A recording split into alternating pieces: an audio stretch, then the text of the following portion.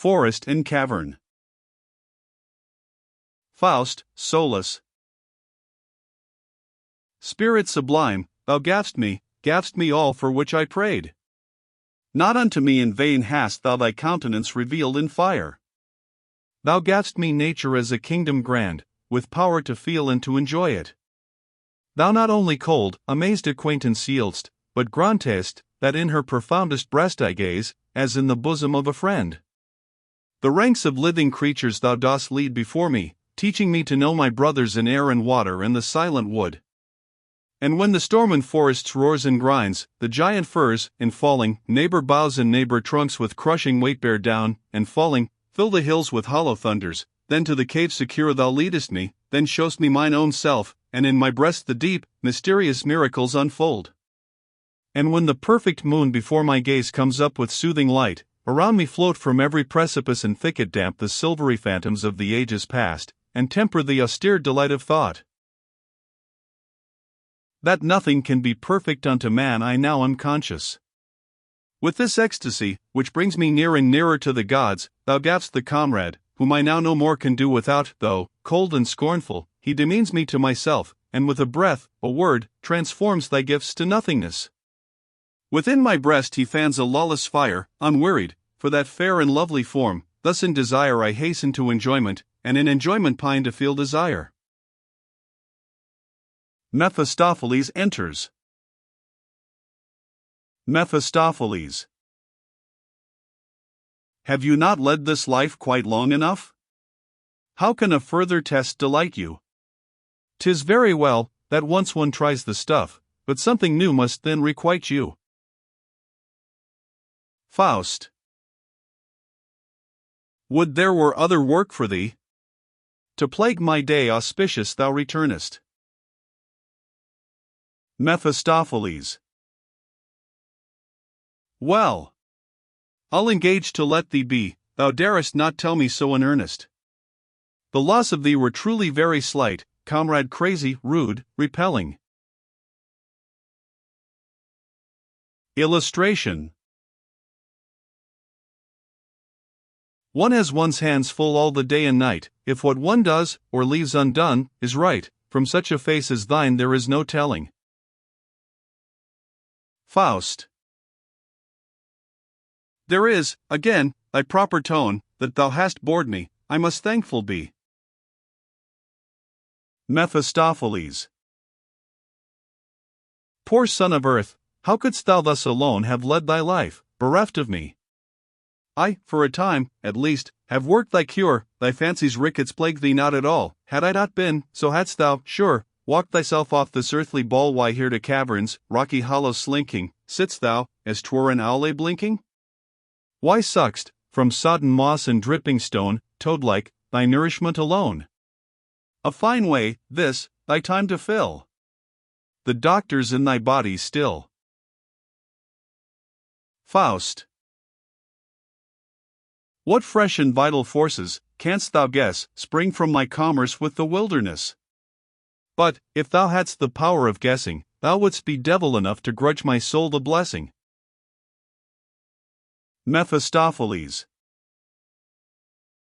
A blessing drawn from supernatural fountains. In night and dew to lie upon the mountains, all heaven and earth in rapture penetrating, thyself to godhood haughtily inflating, to grub with yearning force through earth's dark marrow, compress the 6 days' work within thy bosom narrow, to taste, I know not what, in haughty power, thine own ecstatic life on all things shower, thine earthly self behind thee cast, and then the lofty instinct, thus. With a gesture. At last, I daren't say how to pluck the final flower. Faust. Shame on thee. Mephistopheles. Yes, thou findest that unpleasant.